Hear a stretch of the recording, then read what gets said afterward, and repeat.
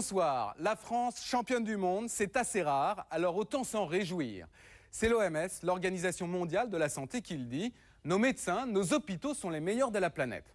Ils sont performants, mais en plus, grâce à la sécurité sociale, les soins en France sont quasiment gratuits.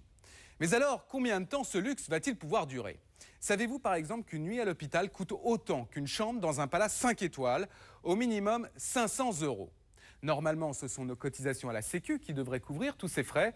Mais le problème, c'est que l'argent qu'on verse ne suffit plus à rembourser les dépenses qui explosent. Le fameux trou de la sécurité sociale atteint les 100 milliards d'euros. 100 milliards d'euros, pour vous donner une idée, c'est presque autant que le budget d'un pays comme l'Australie.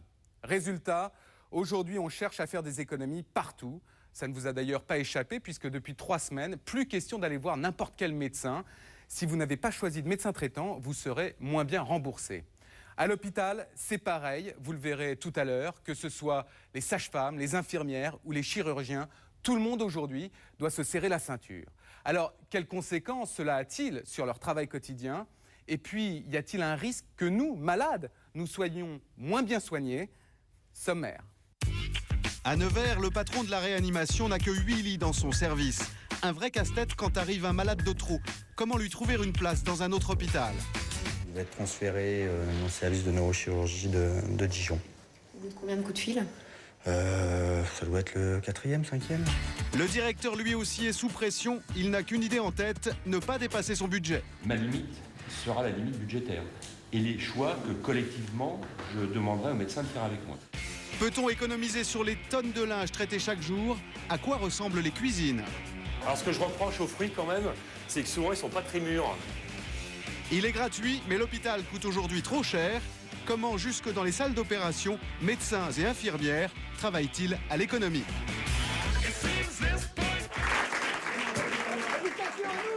Champagne pour les opticiens. Leur commerce est florissant. Jamais les Français n'ont autant acheté de lunettes. On me dit que je ressemble à Nana Mouskouri quand je parle. Oh merde. Elles sont pourtant chères et mal remboursées par la Sécu. Mais c'est magique, il y a moyen de faire baisser les prix. La facture est quand même de 500 €, mais bon, quand même, pour moi, j'en ai que quand même pour 40, 45 €. Bonjour à tous. Deuxième, voire troisième paire gratuite. Faut-il croire au Père Noël ? Enquête sur le vrai prix de vos lunettes. C'est un lieu qui ne dort jamais. On y travaille 24 heures sur 24, 365 jours par an. Ce soir, je vous propose un document saisissant, un voyage au cœur de l'hôpital comme vous ne l'avez jamais vu. Pendant plusieurs mois, nous avons suivi jour et nuit médecins, chirurgiens, infirmières dans leur combat quotidien pour nous soigner, voire même sauver des vies. Mais au-delà des problèmes humains qu'il faut gérer en permanence, ils ont aujourd'hui un stress supplémentaire, celui de faire attention aux dépenses. Je vous le disais à l'instant, l'hôpital est un gouffre, il représente la moitié du déficit de la sécurité sociale, c'est-à-dire près de 50 milliards d'euros. Résultat, à tous les étages, on doit faire des économies. Pour nous en rendre compte, nous avons choisi l'hôpital de Nevers, à 250 km au sud de Paris. Ce n'est ni le plus grand, ni le plus petit. Il se situe dans la moyenne des 3000 hôpitaux français. Alors, du bloc opératoire jusqu'aux urgences, sur quel poste fait-on le plus d'économies ? De la sage-femme jusqu'au directeur de l'hôpital, en passant par les médecins, comment cette pression s'exerce sur chacun d'eux ? Et puis, question centrale, la qualité des soins en prend-elle un coup ? Voici un document de Claire Oudinot.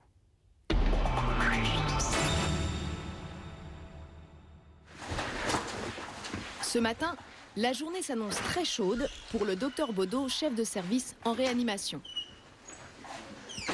Le SAMU vient de ramener aux urgences un patient dans le coma. Il est au plus mal. Il reste 2 minutes pour l'intuber, lui passer un tuyau dans la gorge pour l'aider à respirer. Si tu passes pas, tu me laisses la main. Le docteur Baudot reste calme.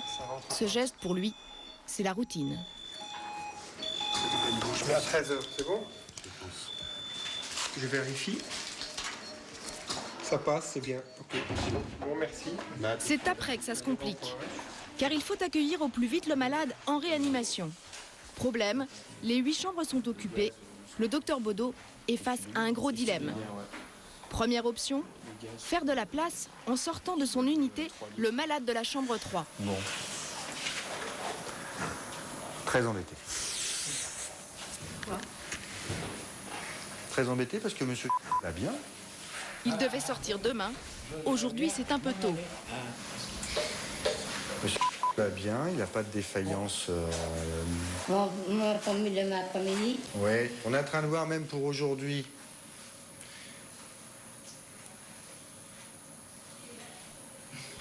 Voilà, bien.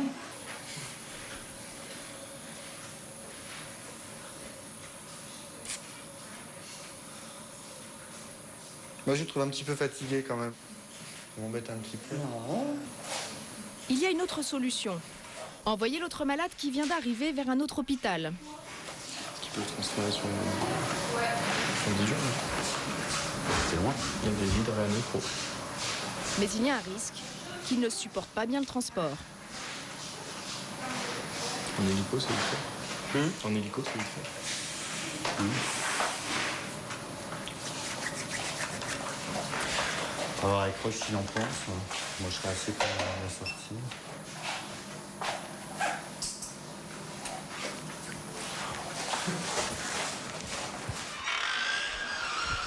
Le docteur Baudot a pris sa décision. Le patient qui occupait la chambre 3 va quitter la réanimation. Mais ce n'est pas anodin.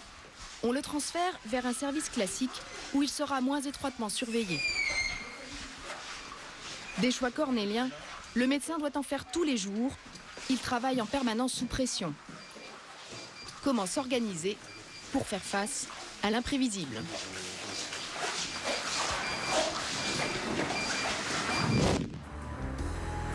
L'histoire se passe à Nevers. Et a priori ici, les habitants ont de la chance. Une paisible préfecture de 40 000 habitants, avec ses vieilles ruelles. Et surtout, en périphérie, l'hôpital Pierre Bérégovoy, flambant neuf.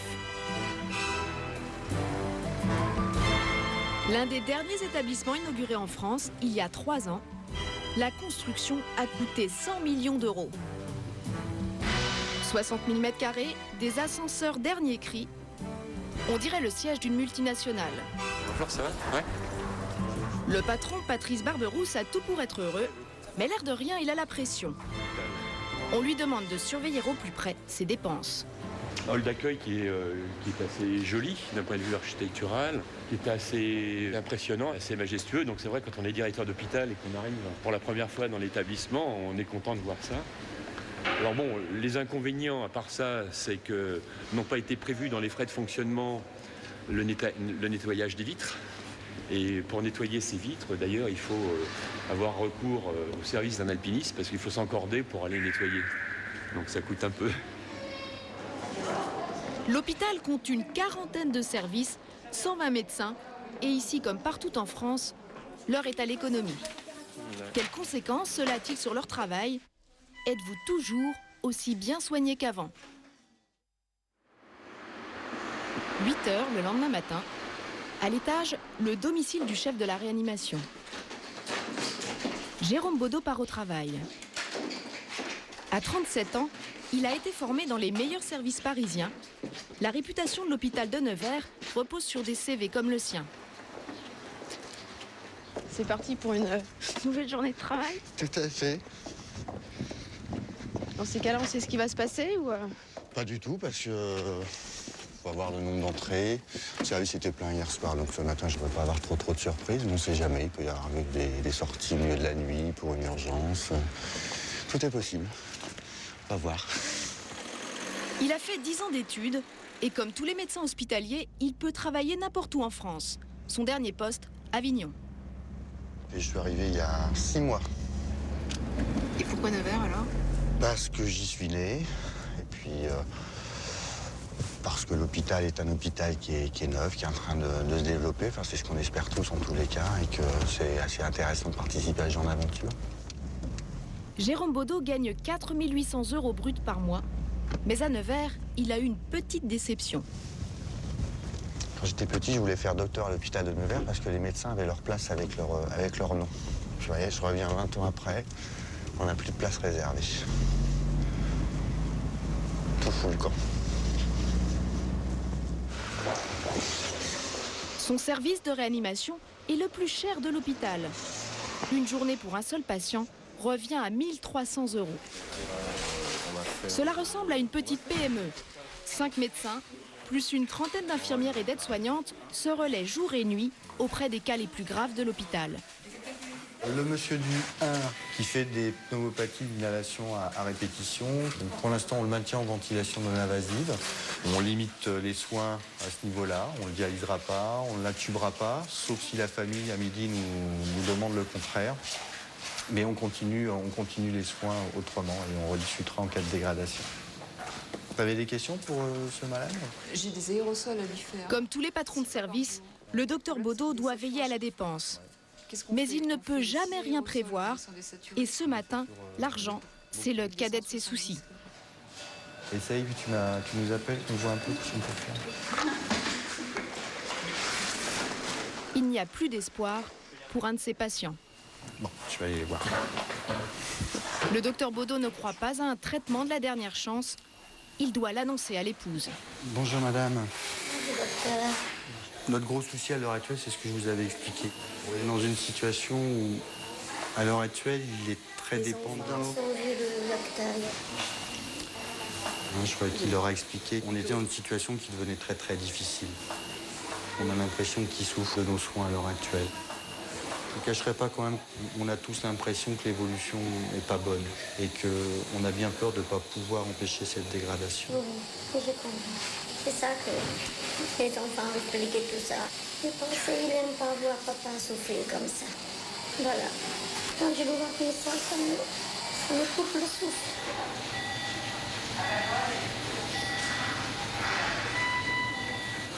Oh mon Dieu. Je vous laisse avec lui. Si vous avez besoin de quoi que ce soit, vous n'hésitez pas. Et puis on vous tient au courant de l'évolution. D'accord.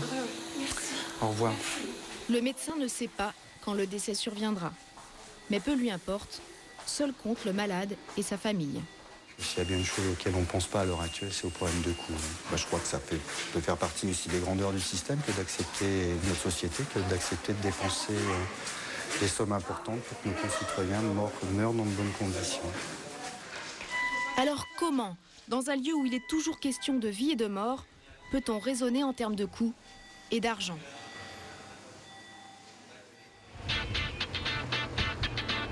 C'est le casse-tête quotidien du directeur. La sécurité sociale finance son hôpital à hauteur de 100 millions d'euros par an et lui demande de ne pas faire de pertes. Sa carrière en dépend, Patrice Barberousse n'est pas médecin. Il a fait l'École nationale de la santé publique. Il touche un salaire de 7 000 € bruts par mois et a droit à quelques avantages. Voilà la maison du directeur.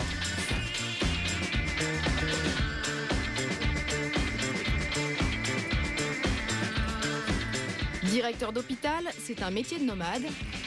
Il a eu des postes à Hendaye, à Paris, avant de revenir à Nevers, sa région d'origine. Donc c'est une maison traditionnelle bourgeoise de la ville de Nevers, qui est beaucoup trop grande pour moi. Mais donc il y a salon, salle à manger, et puis il y a 2 étages avec les chambres. J'ai 6 chambres et j'en ai besoin d'une, donc voilà. Alors l'avantage de cette maison, c'est que la cuisine est de plein pied, avec un petit jardin, donc... Un jardin où il met rarement les pieds, car à l'hôpital en ce moment, il a du pain sur la planche. Malheureusement, j'en profite pas tellement. Ce matin, le directeur s'apprête à jouer une partie serrée avec le docteur Baudot. L'enjeu, c'est l'achat d'un nouveau matériel. J'ai réussi à faire allumer la lumière. Dans 5 minutes, commence une réunion budgétaire, un face-à-face entre direction et médecin. Docteur Baudot vient. On attend le docteur Baudot d'une minute à l'autre. Tout le monde vient tout de suite. Un étage plus bas, voici l'objet de la discorde.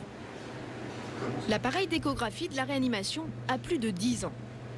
L'image est mauvaise, elle ne permet plus de faire des diagnostics suffisamment précis.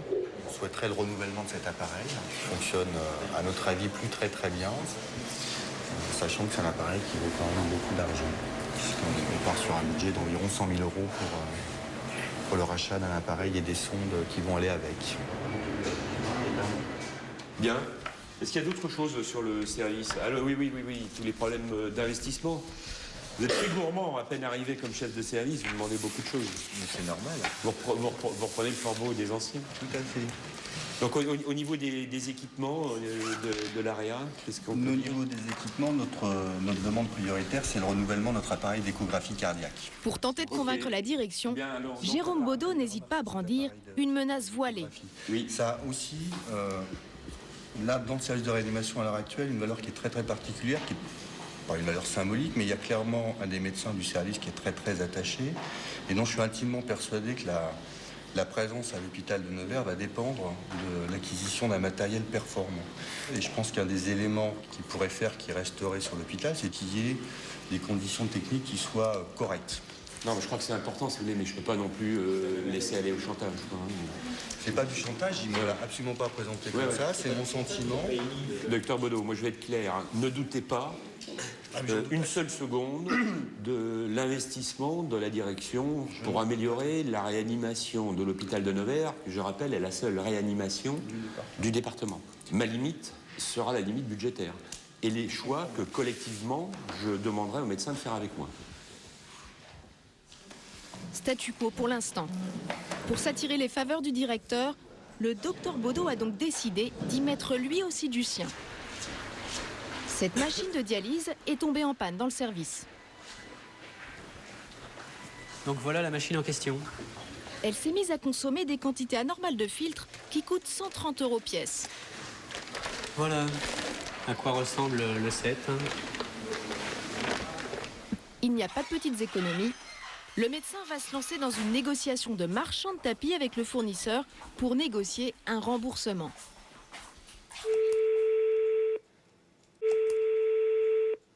Oui, bonjour, docteur Baudot d'hôpital de Nevers. Je crois que vous avez eu le cadre du service hier qui a dû vous expliquer un petit peu nos soucis. Ce que je ne vous cacherai pas non plus, ce qui nous agace un petit peu, c'est qu'on a appelé quand même assez souvent au niveau de la maintenance pour essayer de régler ce problème-là, parce qu'on voyait bien qu'on avait quand même une durée de vie de nos filtres qui était inhabituellement basse quand même. Et on se sent un petit peu lésé dans cette affaire. Et donc, directement but, hein.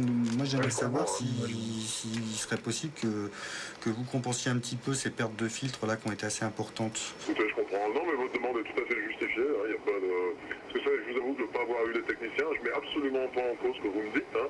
Et je vous donne un accord de principe. Et je note que votre demande s'élève à une dizaine de circuits. Oui. Hein, bon, ce sera peut-être 2 cartons de 4 si ça vous va déjà 8. Hein. Oh, 3, oui. On dira ça, quoi. On dira 12, non? On dira 12 dans l'autre sens, vous avez raison. Quitte à arrondir un multiple de 4. Tant qu'à faire, moi j'aime bien 12, c'est un chiffre bien rond. Voilà, une grosse. Vous mettez une grosse de démofiltre, s'il vous plaît. Hein? Okay. Ça sera très bien comme ça. Merci, au revoir. Au revoir. Ça va, c'était pas trop compliqué en fait. Surtout si on en a 12. Et en même temps, on se dit, vous êtes médecin, après tout, c'est pas votre problème s'il y a eu quelques filtres en plus qui sont partis. Pourquoi vous vous occupez d'argent?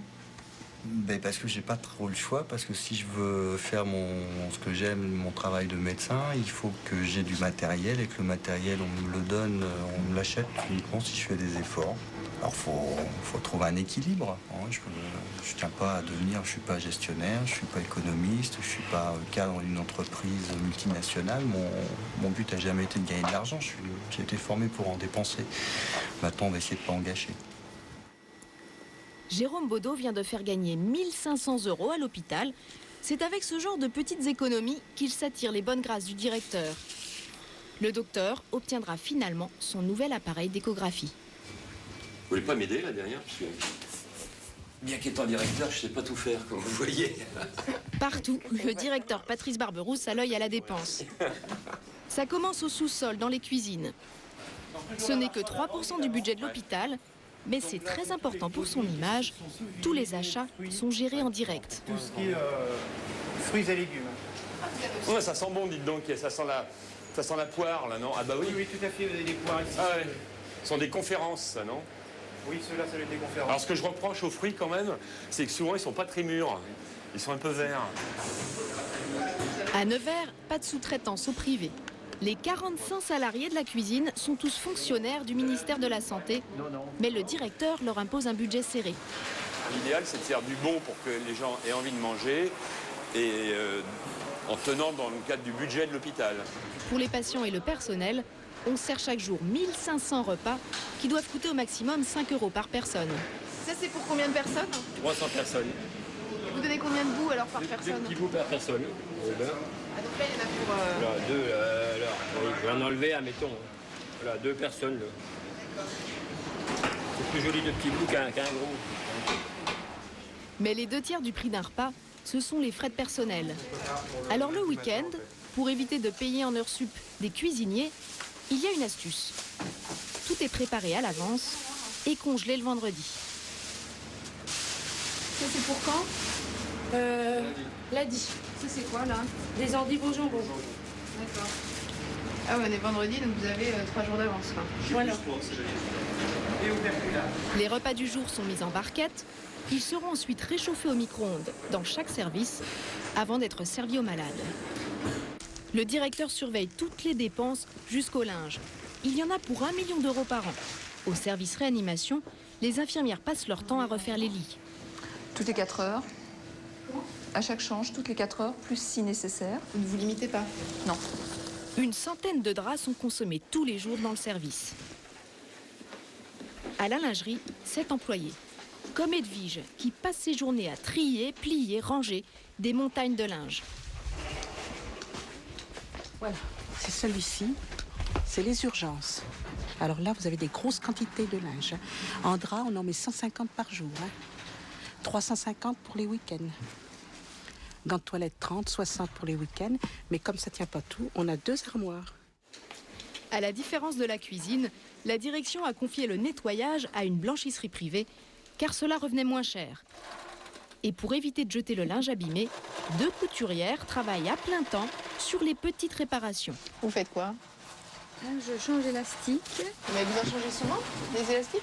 Ah oui, souvent, oui. Après, peut-être, je sais pas, au bout d'1 an, au bout de 2 ans de lavage, ils sont obligés de changer. Hein. Mais ce souci d'économie a-t-il des conséquences pour les malades? Ce qui est nouveau, c'est qu'on demande aujourd'hui aux médecins de soigner un maximum de patients en un minimum de temps. Bref, d'être productifs.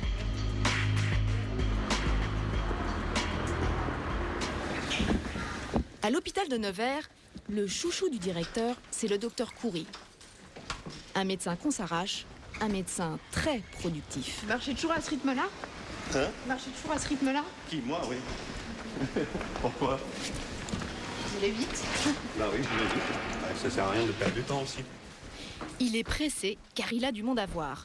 On vient de loin pour être examiné par le docteur Coury. Bonjour. Pardon. Floriane, la secrétaire, enchaîne les prises de rendez-vous à un rythme d'enfer. Alors donc ça c'est la consultation du matin. Donc nous avons 24 patients. En combien de temps? Étalés sur de 9h à 12h05. Ça c'est les 24 patients. Et c'est serré comme planning, c'est toutes les 10 minutes. Le docteur Coury est chirurgien orthopédiste. On vient le voir pour une douleur aux articulations et en général, ça se termine sur le billard par une opération. Le 25 janvier, ça vous va? Cela va peut-être vous surprendre, mais chaque malade traité fait entrer de l'argent dans les caisses de l'hôpital. Pour une pose de prothèse de hanche, par exemple, la Sécu versera un forfait de 7 800 €. Le docteur Coury s'efforce d'aller vite. Pas toujours évident quand le cas est grave. Bon, alors vous avez 26 ans. Depuis quand vous souffrez de votre hanche là? 3 semaines. Ce matin, il a une très mauvaise nouvelle à annoncer à ce jeune patient. Et depuis 3 semaines, vous avez commencé à souffrir de votre hanche. Ça va lui prendre beaucoup plus que 10 minutes. Ça vous a fait comme ça tout un coup. Et vous avez mal en marchant et même quand vous êtes allongé, vous avez mal? Oui. Ça fait mal? Oui. Pas trop là. Là oui. Là, ça fait mal. Oui. Là, ça fait mal? Car il a une technique pour faire comprendre en douceur aux patients que les choses se présentent mal. On regarde ensemble les radios et on ne cache pas la vérité. Venez par un peu. Vous allez me dire que vous n'êtes pas radiologue, mais vous allez comprendre un peu là. Vous voyez, ça c'est la tête fémorale. Là, ici, c'est bien blanc. Mais malheureusement, quand c'est un peu blanc comme ça veut dire que la tête n'est plus irriguée, il n'y a plus de sang qui arrive et qui est en train de s'abîmer. C'est ça qui vous fait mal, c'est pour ça qu'on appelle ça de nécrose. Mais c'est comme ça prend pratiquement la totalité de votre tête fémorale, il n'y a pas 36 solutions, c'est la mise en place de la prothèse. Ce qui est gênant, vous avez 26 ans. Il faut savoir qu'on a une prothèse de hanche, il y a une durée de vie en moyenne à peu près 15 ans. Ça veut dire vous risquez tous les 15 ans d'être réopéré. Si ça se passe bien, mais ça peut aller jusqu'aux 20 ans. Parfois, on a de belles surprises de ça. Mais bon, ça veut dire que vous risquez d'être réopéré pour changer une partie de la prothèse qui sera abîmée plus ou moins. Très bien. C'est pas des bonnes nouvelles, je vous en annonce ça. Je suis désolé, mais c'est comme ça. Vous voulez réfléchir? Non, j'ai tout réfléchi. C'est tout réfléchi? Le docteur Khoury a pris son temps, une demi-heure avec ce jeune homme. Dans la salle d'attente, il y a encore 12 personnes qui attendent leur tour. 7h du matin, mercredi, jour d'opération pour notre chirurgien. Au bloc opératoire, c'est déjà la valse des brancards. Et voilà, bon courage. C'est patienté un petit peu ici. Le docteur Khoury doit opérer 5 personnes dans la matinée, mais il n'est pas seul. Il partage la place avec une vingtaine de chirurgiens d'autres spécialités. Le bloc, bonjour. Oui, monsieur Gallois. Vous pouvez descendre. Il y a combien d'opérations aujourd'hui? Aujourd'hui, il y en a 30. C'est une grosse journée? Oui, c'est une très grosse journée, oui. Après, s'il y a des urgences qui se rajoutent, c'est à vous de trouver... Voilà, il va falloir aménager un temps aussi. Mais en principe, c'est une urgence. L'urgence se passe en premier, puis on continue le programme après. 8h, tout le monde est prêt. Il n'en manque plus qu'un. Et bonjour, monsieur Khoury. Ah non, qu'est-ce que vous avez à faire, là? J'y arrive, j'ai fini les 2 dernières chambres et j'arrive. D'accord. Le docteur est encore dans les chambres. Il fait sa tournée du matin auprès des patients convalescents. 53, merci. Bonjour, mon général. Ça va? Ça va. Vous avez une belle cuisse, dis donc, hein? Oui, oui. C'est dommage que vous êtes un homme, hein? Oh oui, la cuisse. C'est pas mal. Non, mais ça peut tarder. Quand il me dit 2 minutes, il faut compter 10 minutes.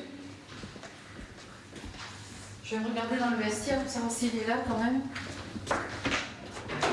Et il est là, monsieur Khoury. Je suis mauvaise langue.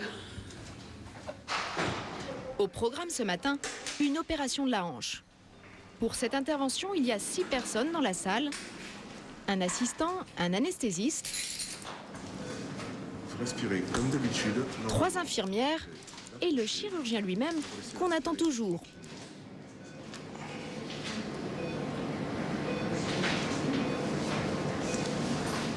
Car le docteur Khoury est dans la salle d'à côté.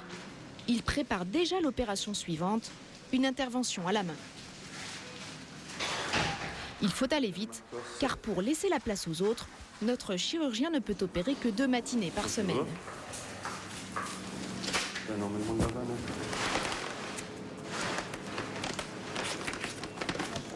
On peut inciser là? On peut monter la table un peu là, s'il vous plaît? Incision. En orthopédie, on s'attaque à l'os et c'est un travail plutôt sportif, au marteau et à la scie. Attention. Ça. 54 à l'âme. 54 à l'âme, s'il te plaît. Ça a l'air physique, hein? C'est un peu plus physique que les autres chirurgies. C'est pour ça qu'on n'est pas aimé par les autres. Parce qu'on est des menuisiers, nous. Le temps est compté, mais là aussi, attention au gaspillage. Les mesures de la prothèse ont été prises la veille. Donc avec un vêtement d'hydroxyapathique avec des lames pour l'ancrage. Elle se compose de 3 éléments. L'infirmière ne doit surtout pas se tromper quand elle pioche dans le stock. Je prends une tête 22. Une tête 22? Ça existe? Oui, 22, 54. Ah, 22. Ça?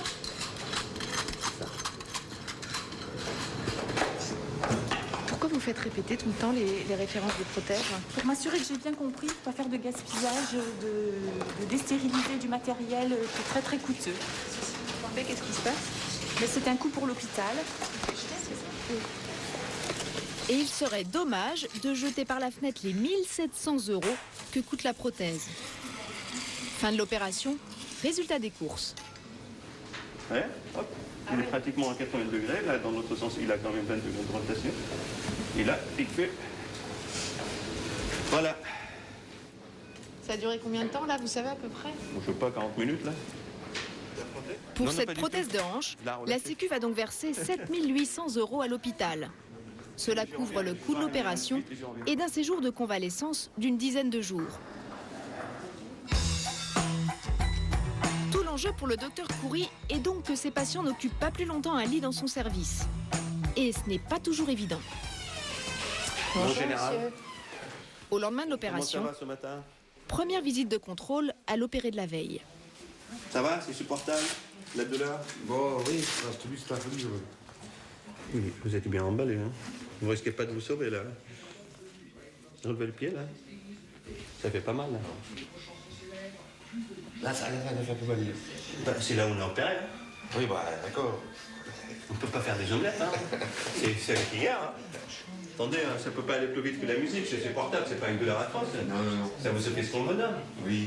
Demain, comme prévu, hein, on enlève le cathé et puis vous allez au fauteuil et puis bon, le kiné vous fera marcher. D'accord. Vous êtes courageux, si ça fait un peu mal, on attend. D'accord. Et puis retour à domicile si vous êtes sage la semaine prochaine. D'accord. Ok? Ok, ça marche. Allez, à demain. Pour celui-là, ça se présente bien. Sylvette, la chef des infirmières, est contente. C'est elle qui gère le planning des chambres et elle n'aime pas que les choses traînent. Chaque journée supplémentaire coûte 500 € à l'hôpital. Je le lis, je vous avais pas. Mais vous marchez avec les cannes? Ah oui. Il vous a emmené dans les escaliers, le kiné? Non, on ne peut pas. Donc aujourd'hui, il faut aller dans les escaliers, hein, on va lui dire. Là, j'ai plus rien à vous faire. Là, vous allez bien, on n'a plus rien à vous faire. Il y a un kiné pas trop loin de chez vous? Il y a un kiné pas trop loin de chez vous? Oui, non, mais il vient de la charité, il est venu là. Il viendra chez vous? Oui. D'accord, on organise ça pour lundi. Eh bien d'accord. Ce qui peut poser problème, ce sont les personnes âgées. Bonjour, Mme Chamou. Souvent, elles vivent seules et on hésite à les renvoyer. Bien autonome maintenant? J'aurais bientôt plus besoin de la béquille parce que je vais l'oublier encore dans les rayons. Ah non, mais faire attention, hein. Ah non, mais je suis sérieuse. Merci, vous m'avez fait du beau travail. Tant mieux. Elle est restée combien de temps, cette dame? Hein? Elle est restée combien de temps? Une dizaine de jours. Mais jours. comme elle est toute seule chez elle, on ne pouvait pas la laisser partir comme ça sans qu'elle soit beaucoup plus autonome. C'est un vrai casse-tête. Car en plus, les personnes âgées ont souvent besoin de rééducation à la sortie de l'hôpital. Sylvette doit leur trouver une place dans un centre spécialisé. Et les places, ça manque. Et rien en vue? Bon, eh ben, on se rappelle la semaine prochaine. Voilà, alors. je rappelle mardi. Ok. Merci, au revoir. Merci, au revoir. Oui, bonjour, Sylvette Demier, du centre hospitalier de Nevers. Oh, c'est bien parce que vous voyez, je m'apprêtais à vous appeler pour faire le point. Donc, il me reste 2 admissions en attente. Alors, je vous avais noté, donc, ortho, quelque chose pour le 28. Pas avant? Non. Après le 2. Et après, bien sûr, nous avançons dans le temps et nous allons au 7. Eh bien. Eh oui. Bon, si ça se libère avant, vous pensez à moi. Mais hein. bien sûr. Voilà. Et Merci. c'est noté, madame. Au revoir, madame. Au revoir. Et là, c'est un peu tard par rapport à ce que vous aviez prévu? Ah bah oui, c'est des gens qui sont sortants aujourd'hui. Ah d'accord, et ça va jusqu'à dans 15 jours, quoi. Voilà. Ah oui, et ça c'est un problème pour le service quand les personnes restent comme ça? Parce que c'est des personnes qui ont des problèmes sociaux, qui ne peuvent pas être prises en charge par la famille, pour des raisons diverses. Donc on est obligé, en tant que service public, de les garder à l'hôpital et de trouver une solution. Et économiquement, ça a des conséquences? Bien sûr. Lesquelles? C'est des gens qui, vu le fonctionnement actuel de l'hôpital, ne rapportent pas. Avec 25 opérations en moyenne par semaine, le service du docteur Khoury est l'un des plus productifs de l'hôpital. Il souhaiterait même soigner davantage de patients, mais voilà, ça coince, car il y a pénurie de personnel. C'est précisément de cela qu'il va maintenant parler avec le directeur Patrice Barberousse. À première vue, l'ambiance est plutôt détendue. Je suis tombé en vélo et c'est ça qui m'a remonté l'os. Vous voyez, mon os, il n'est pas normal. Il ne veut pas me faire de consultation. Mais non, quand je suis tombé cet été... Un directeur, c'est jamais normal déjà. Non, mais il n'y a rien. Il n'y a rien? Non. C'est quand même, ça a du bon d'être directeur, hein, on est soigné en direct. Mais le chirurgien n'est pas là pour plaisanter. S'il ne peut opérer que 2 matinées par semaine, c'est aussi parce qu'il n'y a pas assez d'anesthésistes. C'est le laboratoire. Heureusement qu'ils sont. Ça, c'est ma femme. Et moi, mon problème, je bourre le jour que je peux opérer le lundi et le mercredi. Bah oui. Mais c'est moi, je peux vous montrer la programmation. Ça ne me suffit pas. Je ne peux pas opérer le malade qui vient me voir aujourd'hui. Je ne peux pas lui dire, je vous opère la semaine prochaine ou dans un mois. Le fonctionnement du bloc, idéalement, ça serait effectivement de faire du 8h-18h, si on pouvait. Mais il y a aussi un problème, effectivement, de capacité d'anesthésiste. Quand on sait les difficultés pour recruter des anesthésistes, dans le cadre du budget 2006, j'ai déjà acté le fait qu'il ne fallait pas me demander d'équilibrer financièrement le budget 2006 si je ne trouvais pas d'anesthésiste, parce que j'aurais peut-être une chute de l'activité ambulatoire. Justement, le lendemain, une visite qui pourrait bien arranger les affaires du docteur Coury et de la direction. Elle s'appelle Christelle, elle est un peu perdue. Il faut dire qu'elle a fait un bout de chemin pour venir jusqu'ici. Christelle arrive de Berlin, en Allemagne.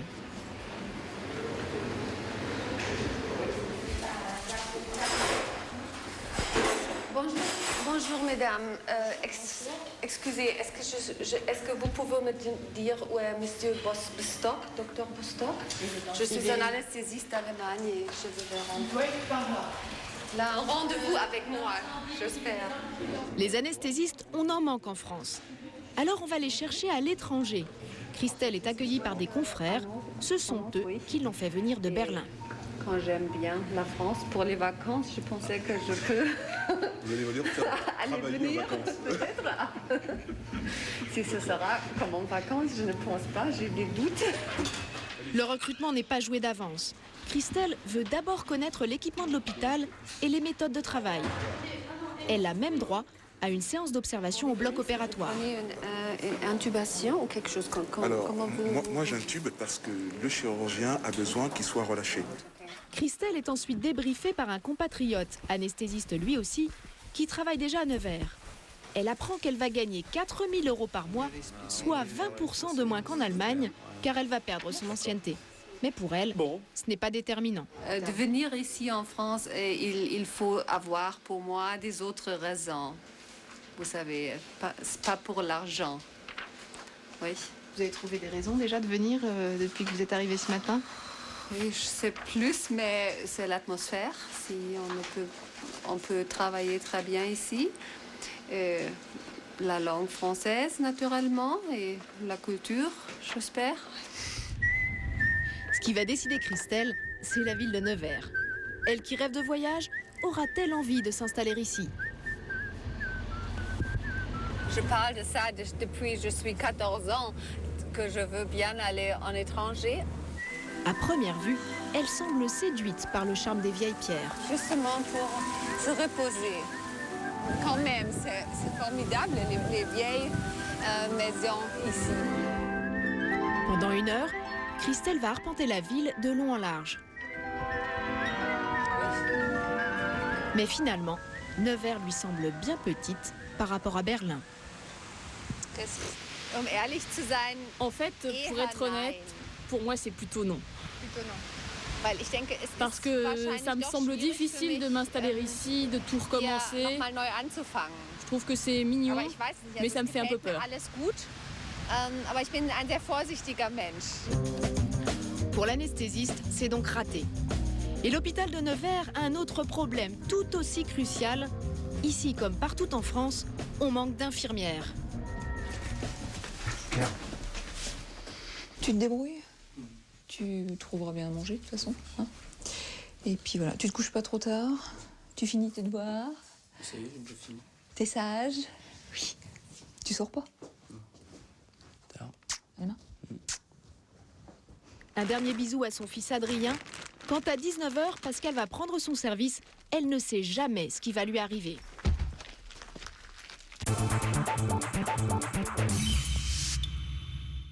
Un dernier bisou à son fils Adrien.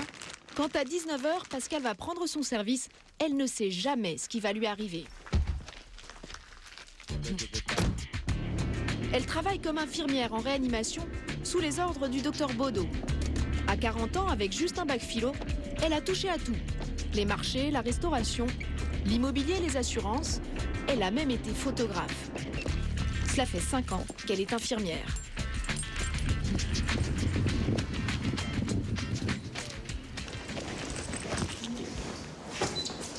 C'est parti pour combien d'heures là, Pascal? 12 heures. Demain matin? Jusqu'à demain matin, ouais. Demain matin, 7h15. 12 heures par nuit, une douzaine de nuits par mois, c'est le tarif aux 35 heures. À tout à l'heure.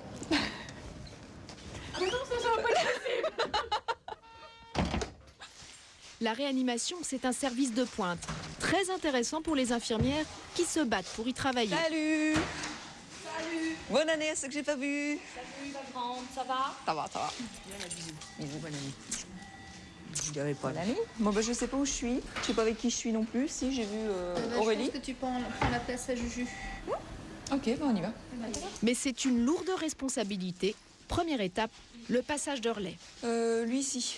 Il est toujours sous respi. Il est en VSAI. Il n'y a pas de souci spécialement au niveau respi. On attend en fait de voir s'il y a une amélioration ou pas au niveau neuro. D'accord. Cette nuit, Pascal n'a que 2 malades, mais vu leur état, elle ne va pas arrêter. 5 jours pour choc cardiogénique. Au niveau tension, Sandrine n'a eu aucun souci, bien stable. Et puis voilà pour lui. Hein. Elle doit avoir l'œil à tout. La moindre alerte sur l'écran peut être signe que le patient bascule. Vous regardez là, Pascal? Les alarmes. Voir si elles sont dans les bonnes fourchettes. Et puis les changer éventuellement, mais là ça va, c'est bon. On est tout le temps dans les choses à faire. Et puis on sait jamais, un patient peut décompenser d'une minute à l'autre. Ils sont là pour ça aussi. Hein, donc il faut toujours être sur le qui-vive et toujours être prêt à faire feu.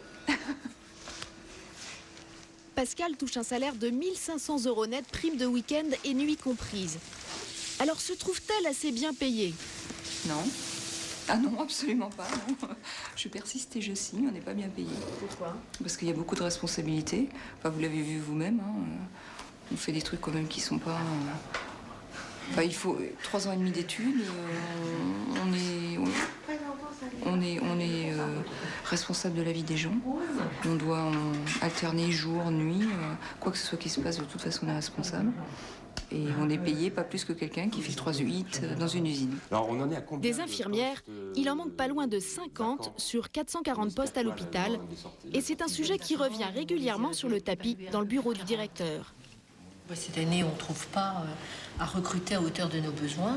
Donc il y aura des choix à faire, hein, où c'est des pans d'activité qui devront fermer, ou alors on répartira la pénurie.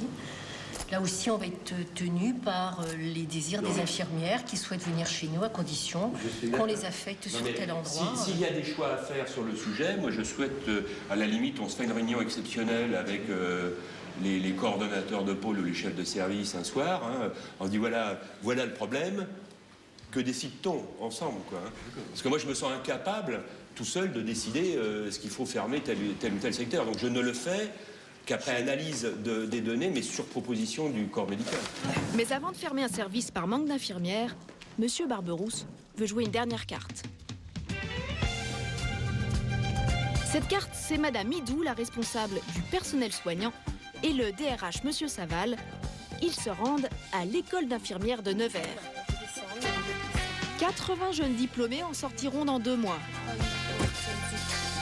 Je cogne la poignée. Il s'agit de les séduire, alors que beaucoup ont déjà décidé d'aller ailleurs. Mais le hic, c'est que nos 2 recruteurs vont très mal s'y prendre. On est venu tout simplement faire un petit peu de publicité pour l'hôpital de Nevers, dont dépend encore cette école. Et c'est à ce titre que vous nous intéressez en tant que futurs professionnels. Bref, Il leur rappelle qu'elles sont en position de force. Comme argument de vente, on a déjà fait mieux. Et maintenant, sa collègue va même les supplier de venir. Moi, je vais vous faire un point sur les postes que nous avons à pourvoir. Nous avons aujourd'hui à pourvoir au centre hospitalier de Nevers 50 postes d'infirmières. Et c'est vrai que si on n'accroît pas notre recrutement, on aura des difficultés en cours d'année. Parce qu'à ce moment-là, on ne trouve plus d'infirmières en cours d'année. Donc si vous êtes encore hésitante, écoutez, venez vers nous. Voilà, et puis enfin, on a un pôle qui est en difficulté, c'est le pôle gériatrique où nous avons très peu de volontaires. Et la gériatrie, c'est précisément ce qui fait fuir ces jeunes gens. Monsieur Saval va tenter un baroud d'honneur en mettant en avant les avantages matériels. Voilà, donc il y a un accord local donc, sur la réduction du temps de travail à Nevers qui est, faut considérer, intéressant pour le personnel. Hein, 18 jours de RTT, vous ne le trouverez pas partout comme ça, donc c'est relativement intéressant. Je voulais également vous reciter quelques chiffres en termes de rémunération, parce que c'est quand même important. Une infirmière qui débute chez nous, en comptant à peu près 2 dimanches par mois, c'est environ 1 500 € net. J'insiste bien, net. Hein. Net, c'est vraiment ce qui reste sur la feuille de paye. Merci, et puis bien, on est encore à votre disposition. À la sortie, ce n'est pas vraiment un triomphe. Merci. La salle se vide en quelques minutes. Je suis triste. Il n'y a pas beaucoup de trucs pour... J'ai pas fait encore. Oui, mais on négocie avec plusieurs établissements et après, c'est vrai que celui... D'être plus sûr d'avoir ce qu'on veut, finalement. La préférence, elle va où? À l'heure d'aujourd'hui, Nevers n'est pas en première position. Non, moi non plus. Les hôpitaux publics sont donc en concurrence pour avoir les infirmières, les médecins, mais aussi les équipements. Selon l'endroit où vous habitez, vous n'êtes pas logé à la même enseigne. Vous avez du courage. Cette nuit-là, coup de feu au service réanimation.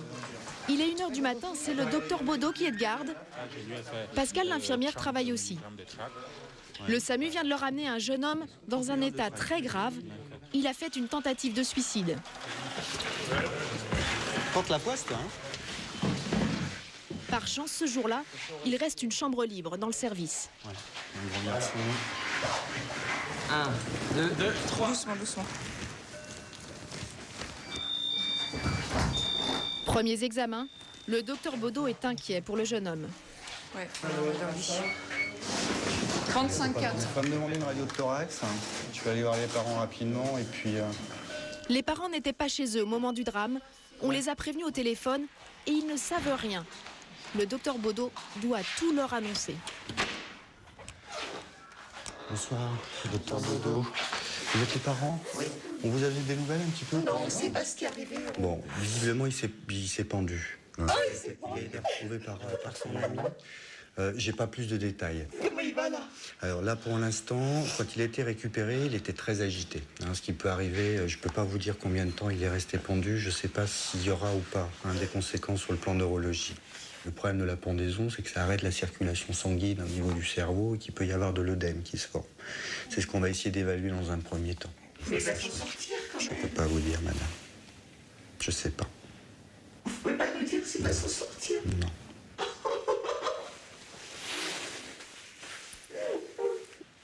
Je vous revois tout à l'heure. Je vais aller voir comment ça se passe et puis je vous tiens au courant dès que j'ai des renseignements et puis dès qu'on peut, on vous fait rentrer. D'accord? Oui, d'accord. À tout à l'heure. Comment vous vivez dans des situations? Pas très bien pour l'instant. On va voir comment ça se passe là dans les 2 prochaines heures. Pas très agréable. D'autant plus que les médecins n'ont aucune formation psychologique pour ce genre de situation. Très vite, un autre problème se pose. Le docteur Baudot ne dispose pas de tout le matériel nécessaire pour surveiller de près l'état de son patient en cas de complications. C'est évident qu'il y a des zones du territoire où on n'a pas la même couverture, où on n'a pas à Nevers, on n'a pas de chirurgie cardiaque, on n'a pas de neurochirurgie. Il faut se déplacer, faut faire 250 km, donc ça c'est... Malheureusement, ça c'est clair, c'est les inégalités sur le territoire qui sont incontournables et qu'on n'arrivera jamais à résoudre. Il n'y aura jamais de chirurgie cardiaque à Nevers parce qu'on ne pourrait pas avoir un volume d'activité tel que l'équipe serait performante, donc on n'aura jamais, il faut faire avec. Et ça, du coup, ça peut être dangereux pour les patients, mais pour rien? C'est sûr, il vaut mieux se prendre en région parisienne que dans la mienne. Ça, c'est sûr. À Nevers, il y a tout de même un scanner. La plupart des hôpitaux français en ont un. 1, 2, 3. Mais il n'y a pas si longtemps, c'était considéré comme un luxe. L'appareil coûte tout de même près de 900 000 €. Quel va être le résultat? Le docteur Baudot est de plus en plus tendu. Vous êtes dans quel état d'esprit là? Quel état d'esprit? Je suis un petit peu inquiet pour ce garçon quand même. C'est un petit peu fatigué aussi. C'est un peu terrible là comme moment. Non, surtout impatient de voir ce qui va se passer au scanner et puis voir ce qu'on va pouvoir faire pour l'aider. Et puis prendre une décision sur un éventuel transfert, parce que ça va être surtout ça qui va être important ce soir. Ça vous affecte? De voir un jeune homme de 16 ans dans cet état-là, ouais. Ouais, c'est un peu stressant. Entre-temps, on a réveillé le radiologue de garde chez lui. Il est venu en urgence. Diagnostic. Oui, petit œdème cérébral. Mais il n'y a pas d'hémorragie. Petit ou modéré? Bon. Voilà. Merci beaucoup, monsieur. On va demander, je pense qu'on va demander un transfert. Il y a un petit œdème cérébral qui n'est pas majeur, mais il y a un petit, donc ça peut s'aggraver. On n'a pas forcément ici de moyens de bien surveiller. Puis il y a une partie du traitement dont on ne dispose pas. On va transférer les images du scanner dans un premier temps au SAMU. On va demander au SAMU de prendre un avis auprès des services qui disposent de toutes ces techniques-là et voir s'ils veulent le prendre en charge. Voilà, je vais expliquer ça aux parents. Mais transférer le patient, c'est plus facile à dire qu'à faire. Le médecin doit négocier lui-même au téléphone avec de grands hôpitaux, Dijon, Clermont-Ferrand et d'abord Paris. Jeune homme de 16 ans qui s'est pendu, je ne sais pas combien de temps, qui a été dépendu par un ami avec des mouvements, enfin une agitation dès la dépendaison avec une détresse respiratoire. Il a visiblement inhalé, ce pauvre garçon. Il veut placer le jeune homme dans un service de neurochirurgie. Mais partout en France, les places sont limitées. Merci quand même, au revoir. Au bout du fil, ses confrères ne jugent pas le cas prioritaire. Non. Ouais, c'est de nouveau la réanimation. La pitié a refusé le malade. Ouais. Eh ben merci beaucoup. Au revoir. Ça me gave, ça me gave. Au bout de 2 heures, toujours aucun résultat. Allô? Et puis la bonne surprise. Jérôme. C'est Dijon qui rappelle. Animateur de Nevers. Bah moi ça me semblait pas mal, ouais. Eh ben merci beaucoup en tous les cas. Au revoir.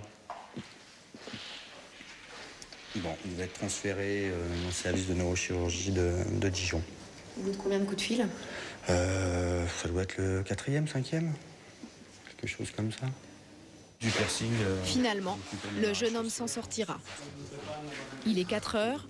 Le docteur Baudot est encore de garde jusqu'à 8 heures du matin. Des nuits comme ça, il en fait jusqu'à 9 par mois. À chaque fois, il touche une prime de 250 € bruts.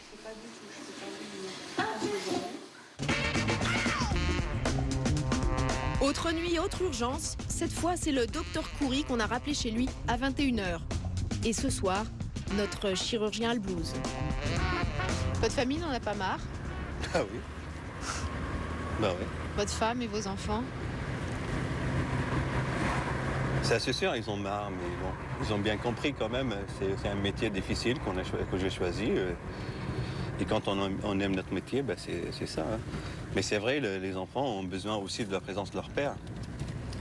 Moi, c'est mon aîné, ce qu'il me disait toujours, hein, c'est quand il est parti à la faculté, avant de faire son départ, on est allé ensemble dans un restaurant, il m'avait dit bah, « Papa, je te connais pas assez, je te connais pas ».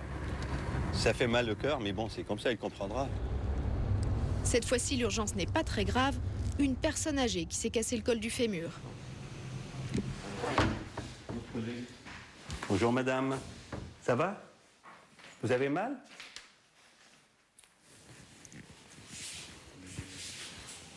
Est-ce que ça vous fait mal, ça?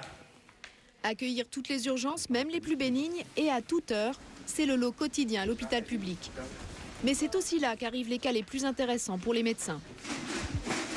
Bon, ben écoute, on va la garder dans le service. Voilà pourquoi le docteur Coury a choisi de travailler ici.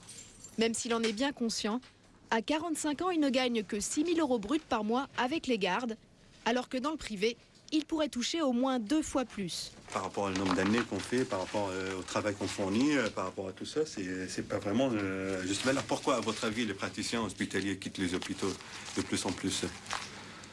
Ou alors on fait... Bah oui. Pour aller travailler en privé, d'une part, ils n'ont pas les mêmes contraintes qu'on a. Il faut être disponible sans arrêt. Il faut...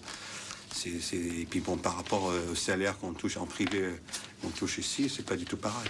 Et vous avez choisi de travailler dans le secteur, dans le public et d'y rester? Oui, pour l'instant. Attends, je vais voir. Emeline, je peux partir? Vous me donnez l'autorisation? Quand on passe sa vie à l'hôpital, il faut aussi parfois savoir décompresser.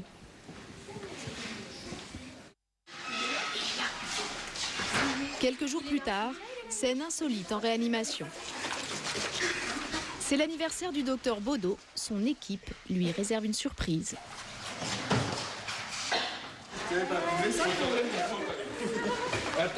Attache. C'est juste pour ton anniversaire. Et c'est aussi un bizutage façon carabin pour le jeune chef de service arrivé il y a 6 mois.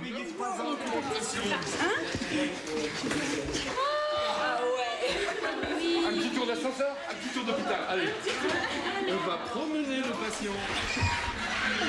C'était pour ça que je l'ai resté. Ah bon? Il n'y a jamais eu une aussi belle coupe de cheveux. Après le maquillage au mercurochrome, un petit rinçage à la douche. Attends, ça chauffe, ça chauffe. Oui, il faut. Il est 21h. À l'hôpital de Nevers, le personnel de garde va maintenant reprendre le travail jusqu'au petit matin. L'hôpital est ouvert tous les jours de l'année, 24 heures sur 24. On a vu dans le reportage que l'hôpital doit faire des économies. Certains services ont même la pression pour gagner de l'argent. Alors, est-ce qu'on risque d'en payer le prix, nous, patients, c'est-à-dire qu'on soit moins bien soignés? Gérard Saillant, vous êtes très bien placé pour pouvoir en parler. Vous êtes professeur de médecine à la Pitié-Salpêtrière à Paris. Vous êtes chirurgien depuis 30 ans. Vous ne soignez pas que monsieur et madame tout le monde. Vous avez également opéré des gens célèbres, comme par exemple le joueur de foot Ronaldo, après la Coupe du Monde 98. Merci d'être avec nous sur ce plateau ce soir. Est-ce que vous pensez qu'on peut faire des économies à l'hôpital sans remettre en cause la qualité des soins? Réponse oui. C'est-à-dire qu'on peut sûrement faire des économies en programmant mieux l'organisation des services, l'organisation des soins du patient et tout centré sur le patient. Donc je crois qu'on peut faire des économies. Mais bien entendu, vous avez raison, il faut être honnête, il y a un écueil, il y a une possibilité de dérive si la médecine se veut absolument rentable. L'écueil, ce serait quoi? L'écueil, ça peut être très très bien de certains services, hôpitaux ou cliniques qui disent on ne fait plus telle ou telle intervention parce que ce n'est absolument pas rentable, entre guillemets, dans la mesure où la médecine est rentable. D'accord, donc il faut que les hôpitaux soient assez responsables pour ne pas aller trop dans la rentabilité. Il faut que les hôpitaux, et quand vous dites les hôpitaux, moi je dirais c'est 1, les directeurs d'hôpitaux et nos gestionnaires, 2, c'est les médecins qui doivent avoir conscience de ça. On a été formés pour soigner, on n'a pas été formés pour gérer. Et puis 3, c'est les patients. Et je crois qu'il faut responsabiliser absolument ces 3. Et si on responsabilise que l'un des 3 ou bien on fait la carotte et le bâton sur l'un des 3, je crois qu'obligatoirement on aura perdu d'avance. D'accord. Alors on demande à l'hôpital de faire des économies, mais on a vu dans le reportage de Claire Audineau le cas d'une personne qui a fait une tentative de suicide. Et le docteur Baudot, qui est dans le reportage, déclare qu'il aurait été, cette personne-là aurait été plus rapidement sauvée à Paris qu'à Nevers. Est-ce que ça veut dire que selon qu'on habite Paris ou la province, les Français ne sont pas tous égaux devant la santé? Ah bien, il ne peut pas y avoir de services ou d'hôpitaux ou de cliniques hyper spécialisées, hyper performantes tous les 50 km en France. Et ça, il faut qu'on en ait conscience. Et il faut se dire qu'il doit y avoir quelques grands centres très spécialisés dans quelques domaines et puis d'autres centres qui vont traiter 90% des lésions, 90%, et puis les 10% iront dans ces centres-là. Et c'est certain que si vous êtes à Nevers, eh bien, il n'y aura pas de greffe cardiaque. Alors, est-ce qu'on est moins bien traité à Nevers qu'à Paris parce qu'on ne fait pas de greffe cardiaque à Nevers? Je suis persuadé que non. Ceci étant dit, soyons honnêtes, il y a des disparités qui doivent être équilibrées, et en particulier par le manque de médecins, d'infirmières et autres qui existent dans ces hôpitaux-là. Alors, avec cette consigne de faire des économies, est-ce qu'il n'y a pas un risque de voir apparaître des bons et des mauvais malades? En somme, des malades qui rapportent de l'argent et des malades qui en font perdre. Alors pourquoi ? Eh bien parce qu'aujourd'hui, il faut savoir que lorsque vous allez à l'hôpital, par exemple pour vous faire opérer du cœur, eh bien l'hôpital touche une somme fixe, un forfait de la part de la sécurité sociale. En l'espèce, pour une opération du cœur, c'est 15 000 €.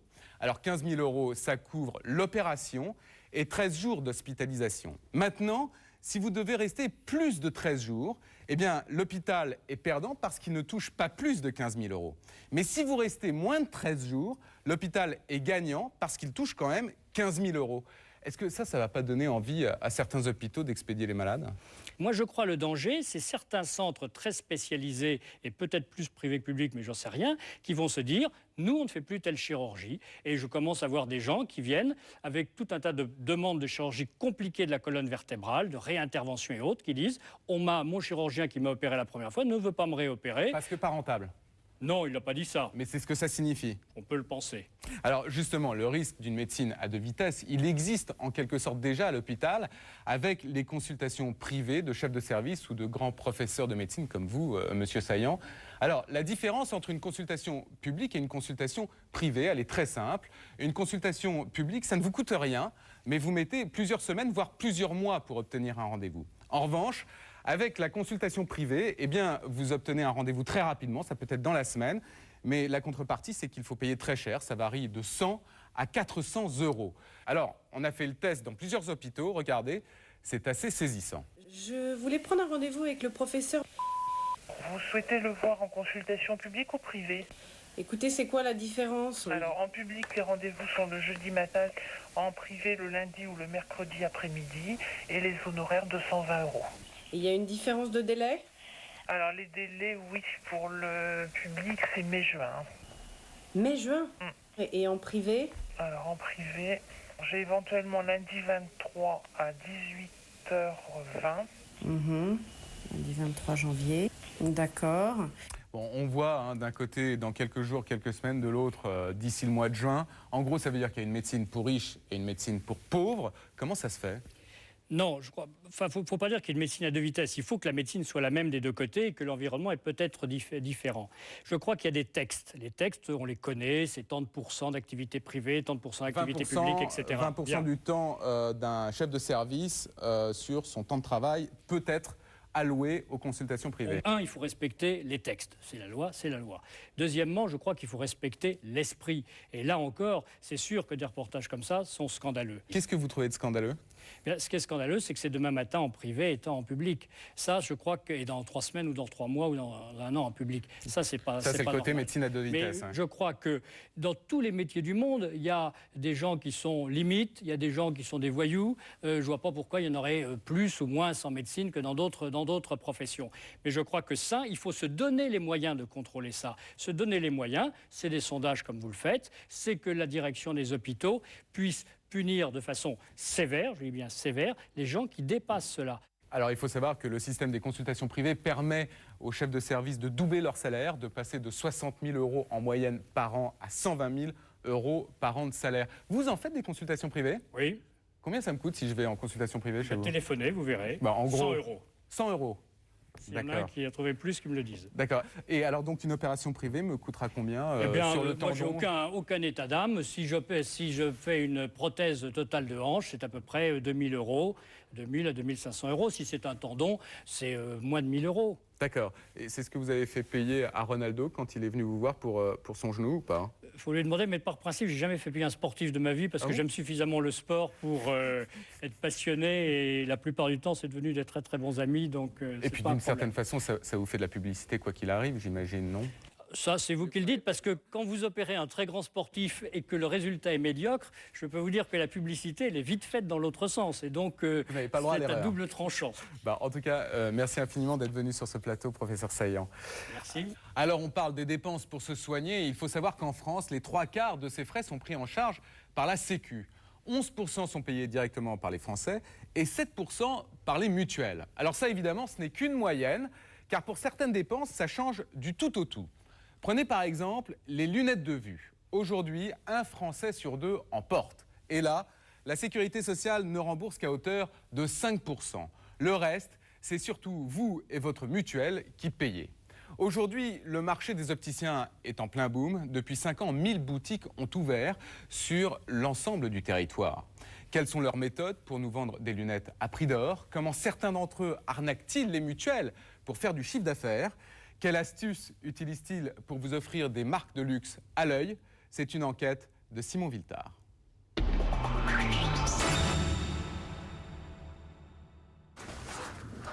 Quand il a quelque chose à dire à ses salariés, ce patron a une méthode très particulière. Micro pour lui et haut-parleur dans tous les bureaux. Excellent début d'année, je suis très content. Nous avons fait une évolution de plus 18% par rapport à l'année précédente, sur le même nombre de jours. L'année part bien et je suis certain qu'on va passer la meilleure des années en 2006. A tout à l'heure, 13h dans le cockpit. Ciao. Parler à ses salariés façon DJ, il paraît que ça lui fait gagner du temps. Tu vois sa musique? Ok. Et des trouvailles comme celle-là, il en a plein. Voilà. Lorsqu'on a réunion, en fait, de façon à ce que tout le monde arrive en même temps. L'idée, c'est que la musique part et qu'avant la fin de la musique, tout le monde se retrouve, plutôt que de dire réunion. On y va. On y va. Et dans sa boîte, tout le monde se prête au jeu. Car Laurent Lévy n'est pas qu'un patron loufoque. Il a 38 ans, il a créé une chaîne d'opticiens de 125 boutiques, un groupe de 700 salariés. En ce début janvier, ce n'est pas une réunion qui est au programme, plutôt une petite fête. Vous avez pris tout le monde de vitesse, là, ils sont... Ils vont arriver avant la fin de la chanson, vous inquiétez pas, tout le monde sera là. Ambiance décontractée, la moyenne d'âge est de 27 ans.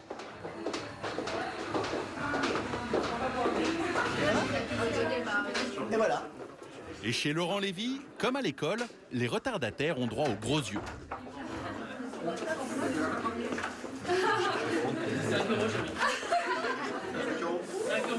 Excusez, pas de problème. Le patron joue de tous les registres. Place maintenant à la séquence émotion. Eh ben, nous sommes tous là, il en manque 3. Merci. Merci à chacun de vous. Merci sincèrement et profondément à chacun de vous. Nous avons réussi notre objectif 2005 ! Les affaires marchent tellement bien qu'il inaugure un magasin tous les 15 jours. Personne dans le métier n'arrive à faire mieux. Et il ne compte pas s'arrêter là, car le marché de l'optique est en plein boom.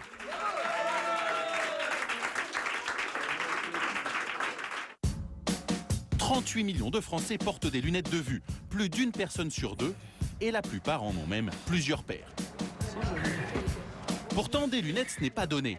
Comptez 300 € en moyenne. Malgré ces prix, on trouve maintenant des opticiens à tous les coins de rue. Ils sont 8000 dans le pays. Des grandes enseignes comme Optique 2000, Grand Optical, Afflelou ou encore la marque de Laurent Lévy. Mais aussi des petits magasins indépendants. Alors pourquoi mettons autant d'argent dans les lunettes? Comment font les opticiens pour vous les vendre? Et combien coûtent-elles vraiment? Au lieu d'un montant global. Lorsque vous mettez les pieds chez un opticien pour la première fois, difficile de vous y retrouver. D'accord, vous avez une ordonnance? Oui. Sophie, 24 ans, sort de chez son ophtalmo. L'ordonnance, c'est pour savoir de quel verre elle a besoin. Je vous offre un café? Le café, c'est parce que Sophie risque de passer un bon moment ici et d'y laisser une jolie somme. Car lorsqu'on achète des lunettes de vue, on achète aussi un accessoire de mode. Elle a le choix entre plus de 2000 paires différentes, principalement des marques de luxe, Calvin Klein, Dior ou encore Armani. Dans la boutique, plutôt du mobilier design, des vendeuses tirées à 4 épingles. En résumé, quand vous entrez chez un opticien aujourd'hui, tout est fait pour que vous ayez le sentiment d'être chez un joaillier. J'ai pas une tête à lunettes et pourtant je sais si je dois en porter, alors je sais pas. Sophie est myope, elle a besoin de verres correcteurs, mais la seule chose que la vendeuse va lui demander de choisir, c'est la monture. Ici, ce qu'on vous vend avant tout, c'est du look. D'accord. Alors cette année, la tendance, c'est soit la percée, d'accord, sans monture. Le fait qu'il n'y ait pas de monture, ça illumine vraiment le visage en dessous. Oui. Ou alors du carré. Du carré. Donc... Parce qu'on me dit que je ressemble à Nana Mouskouri quand je parle. Oh merde. peu embêtant. Moi j'aime assez, hein, mais la largeur de la face. La séance d'essayage va durer comme ça plus d'une demi-heure. C'est un peu dur quand même. Toutes les modes peuvent pas nous aller. Hein. Non. Et quand Sophie pense enfin s'être décidée, mauvaise surprise. C'est combien? Vous avez fait votre présélection déjà un petit peu? À ma présélection, j'en ai 2. Donc c'est assez classique, c'est assez fin. Mais bon, je vais essayer de voir s'il y a encore autre chose. Ça c'est pour l'esthétique, vous demandez pas le prix ou savoir combien ça C'est vrai que c'est une bonne déjà- question, elle m'a mais déjà si fait j'ai dire dit que qu'elle j'avais avait un un petit budget. Petit budget, c'est quoi? Vous imaginez mettre combien? Entre, je sais pas, 120, 100, enfin, je sais. C'est vrai que je suis arrivée 207, oui, non, ça c'est pas Vous en mon avez budget, combien par exemple. pour, Et oui, 207 € juste pour une monture. Et celle-là coûte 175 €. Et Sophie n'est pas au bout de ses peines, car il faut aussi payer les verres que cette opticienne prépare au-dessus de la boutique. Au moment de l'achat, Sophie n'a pas le choix. Elle n'y connaît rien. Elle est obligée de s'en remettre à la vendeuse. D'accord. Je vous ai mis donc le verre adapté à votre correction avec un traitement anti-reflet, qui je vous rappelle enlève tous les reflets parasites. 58 € par verre. 58 € par verre. À l'arrivée, Sophie va devoir débourser en tout 383 €. Les lunettes de vue coûtent donc très cher. On enlève celle-ci. Alors pour attirer un maximum de clients, la plupart des opticiens ont trouvé une astuce commerciale particulièrement efficace. C'est le prix gagnant. Pour l'achat d'une monture avec verre progressif, vous offre une deuxième paire avec verre progressif solaire. La deuxième paire gratuite, presque tous les opticiens s'y sont mis. Waouh, il est terrible. Une première paire vendue au prix d'un bijou, une deuxième qui vous est offerte, c'est à n'y rien comprendre. Alors combien coûtent réellement les lunettes de vue? Elles sont où les deux autres? Nous avons trouvé la réponse à Aubervilliers, près de Paris. Cette rue est le fief des grossistes en tout genre. Ici, tout se vend et tout s'achète à des prix incroyables. DVD, montres et bien sûr, les lunettes. Ce magasin qui ne paye pas de mine, beaucoup d'opticiens de la région parisienne viennent s'y fournir régulièrement. Tous les mois, Monsieur Chang vend 10 000 paires de lunettes, des lunettes que vous retrouverez ensuite dans les plus grandes chaînes d'opticiens. Dans ces stocks, des centaines de cartons. Les montures arrivent directement de Chine en grande quantité et Monsieur Chang les revend pour une bouchée de pain. Au rez-de-chaussée, ce qui a fait son succès, les lunettes de second choix. Voilà, tout ça, c'est les montures qui vont aux opticiens à deuxième paire off. La deuxième paire gratuite. Gratuite, voilà. D'accord. Donc ça, c'est vous qui le revendez en fait. Oui. On vend beaucoup pendant 3 ans, ces gens de ces paires off. D'accord. Il a plus de 300 modèles différents au design assez classique. Des montures solides avec même parfois une petite option bien pratique. Bon, chez Flex, voilà, classique. Flex, c'est-à-dire Oui, le noir qui s'ouvre. Voilà. La qualité est plutôt correcte, mais surtout, écoutez bien leur prix. Et ça, c'est un produit maintenant qui peut être vendu quel prix? À peu près entre 2 et 3 euros. 2 et 3 euros. Ouais. 2 à 3 € la deuxième monture offerte, auquel il faut ajouter le prix des verres. Si la plupart des opticiens vous font ce cadeau, c'est parce que tout leur business repose sur la première paire, celle que Monsieur Chang vend au premier étage. Voilà, tout ça, c'est sérieux. Ici, aucune marque connue, mais des montures au look très recherché. Voilà, je vais vous montrer.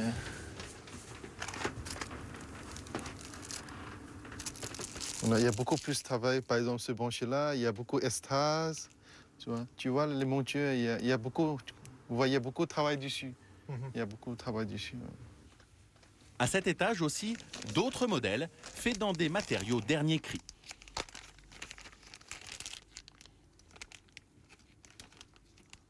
Les montures titanium, c'est les matières très légères. C'est très léger? Oui, très léger. C'est quoi les Le titane, c'est léger, mais c'est plus cher. Il les vend entre 20 et 30 € aux opticiens. Beaucoup moins lourd comme ça. D'accord. Et eux, ils revendent combien? Ils revendent entre 100 € jusqu'à 200. Entre 100 € et 200 €. En clair, les opticiens revendent ces montures jusqu'à 10 fois leur prix d'achat. D'accord. Et comment vous savez Oui, les opticiens qui nous disent les prix par rapport à ça. Oui. Si à l'arrivée, une paire de lunettes de vue coûte aussi cher, c'est parce que ça arrange les opticiens, mais pas seulement. Direction Toulouse. Ce magasin, c'est le dernier de Laurent Lévy, notre patron un peu loufoque. Pour la soirée d'inauguration, il a fait le déplacement avec sa plus belle perruque.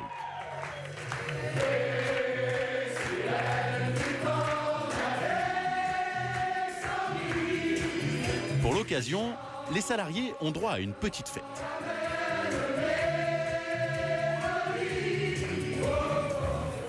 En marge de la soirée, le patron nous a fait quelques révélations sur le prix des montures. Parce que celle-là, elle m'a l'air simple. Il en convient facilement, les marges sont très importantes. Sur ce modèle d'une marque de luxe par exemple, qu'il vend 238 €.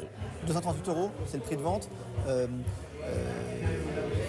Maintenant, on doit la payer 70 € peut-être. Sur cette monture, il gagne donc plus de 160 €. Mais le plus étonnant, c'est qu'il nous affirme que les prix, ce n'est pas lui qui les fixe. Le prix de référence est un produit conseillé par la marque. C'est le prix conseillé par la marque qui est affiché en magasin. Voilà, c'est le prix public conseillé par le fabricant. D'accord. Donc là, c'est quoi comme marque? Là, c'est la marque. Et donc le fabricant essaye de vendre ce produit à 278 €. Voilà. Ok,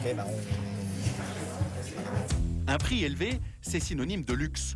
Toucher au prix, c'est toucher à l'image de ces grandes marques. Alors, selon Laurent Lévy, les marques ont un discours très clair. Pas question d'afficher des tarifs bradés. Non, on ne peut pas faire ça. Et puis, on ne peut pas faire ça. Les fournisseurs ne vendraient pas à ce moment-là. Voilà. Il se passe quoi là? Il affirme donc que s'ils ne respectent pas les bons prix sur les étiquettes, les grandes marques refuseraient de le livrer. Nous avons voulu vérifier. Pour cela, nous avons contacté différentes sociétés qui fabriquent et commercialisent des montures de grandes marques. Nos interlocuteurs ne savent pas que nous enregistrons leurs propos. Le premier nous confirme que les marques de luxe refusent que les opticiens cassent les prix sur leurs modèles. Il ne faut pas qu'il y ait des dérapages trop importants. Si le prix de vente conseillé n'est pas respecté ou qu'il y a un moins 20 ou moins 30%, là ça peut être très dangereux.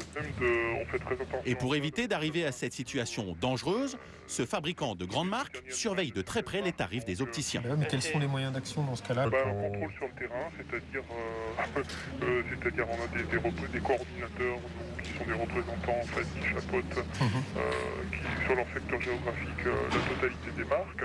Ils sont là pour contrôler, voir s'il n'y a pas des abus de la part de certains opticiens. Qui pratiqueraient prix. Ah bah oui, ça on le sait rapidement sur le terrain. Et puis ça c'est notre réseau commercial qui essaye d'agir avec la plus grande diplomatie auprès de nos opticiens pour essayer de faire respecter ces prix. Agir avec diplomatie, selon notre interlocuteur, cela peut aller jusqu'à une rupture de contrat, ce qu'il appelle fermer un compte. Il y a des cas de figure, notamment pour les comptes sont fermés pour des actions de la sorte. Pour n'accepte absolument pas les prix qui sont en vitrine, des moins 20 ou des moins 30%.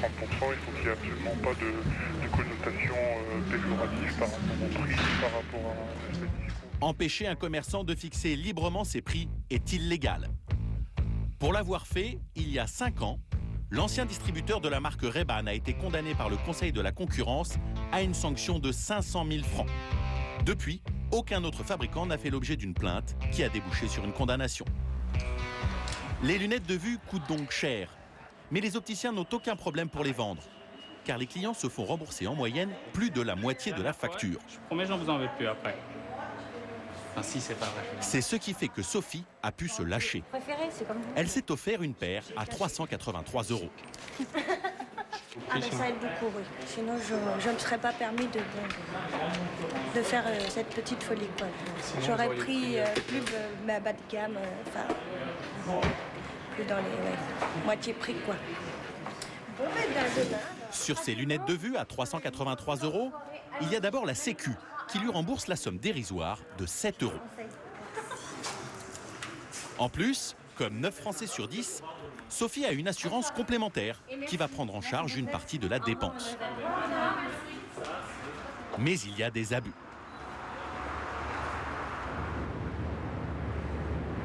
Et au Havre, ça en énerve certains. C'est ici que se trouve le siège d'une des plus importantes mutuelles de France.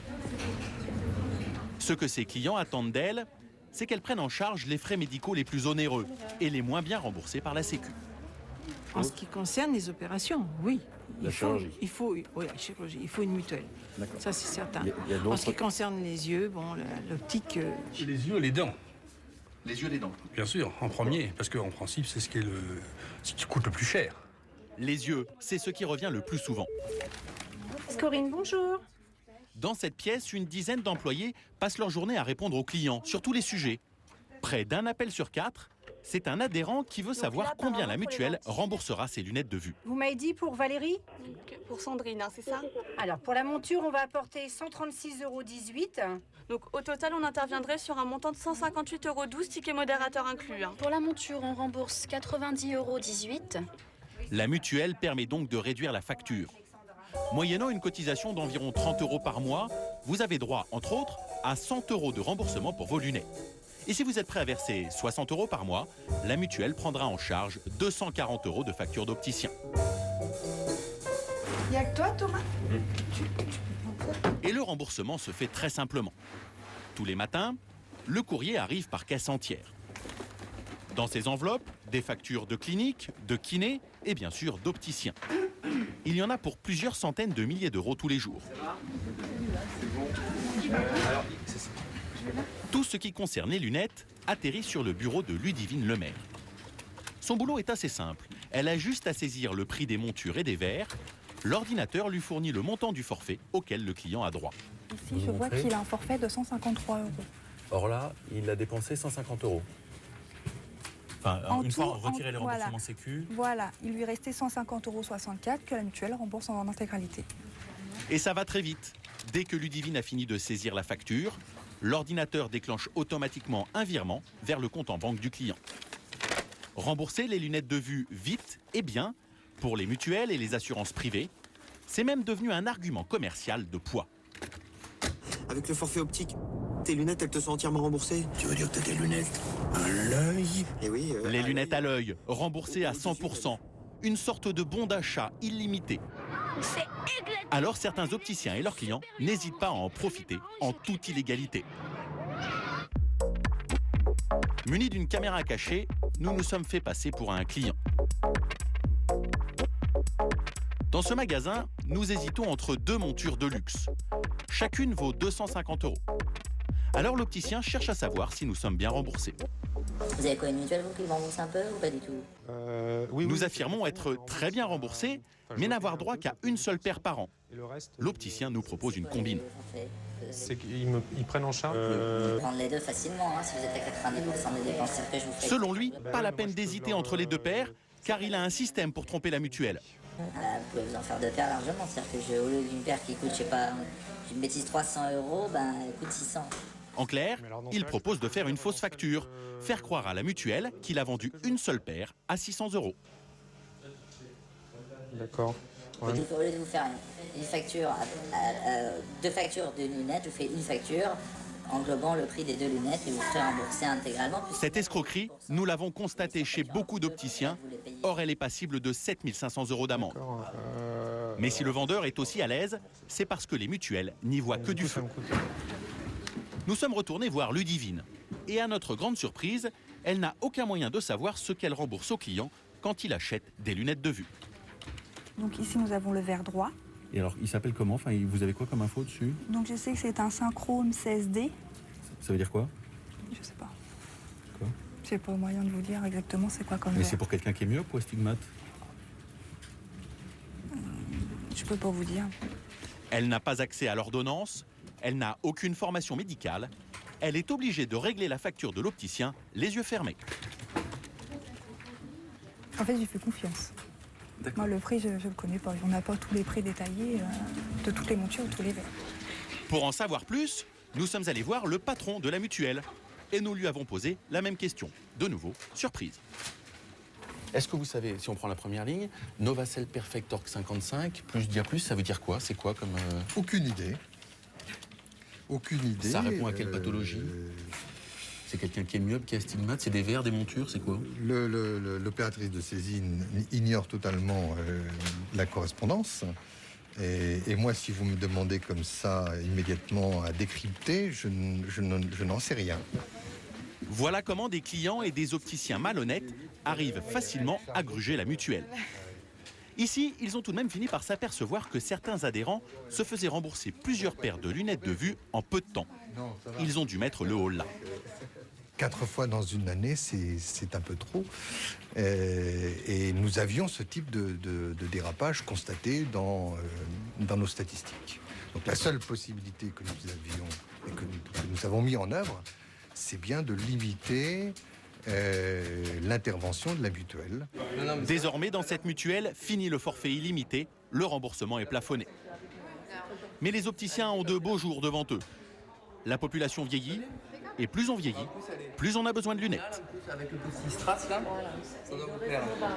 Dans 15 jours, nous allons changer radicalement d'univers puisque nous allons aborder une des activités préférées des Français, le jeu. Que ce soit les paris sur Internet, le loto ou encore le PMU, le jeu est un business colossal de 36 milliards d'euros de chiffre d'affaires. Alors, à qui profite le grand jackpot? Réponse dans 15 jours dans Capital. Cette émission est maintenant terminée. Nous l'avons préparée avec François Ducroux, Laurent Huberson, Thibaut de Barberac, Jérôme Dindar, Emmanuel Leclerc et Pénélope Ponté. Tout de suite, secret d'actualité qui va revenir sur l'affaire de la Josacine avec de nouveaux éléments qui risquent de faire rebondir l'affaire. Bonsoir.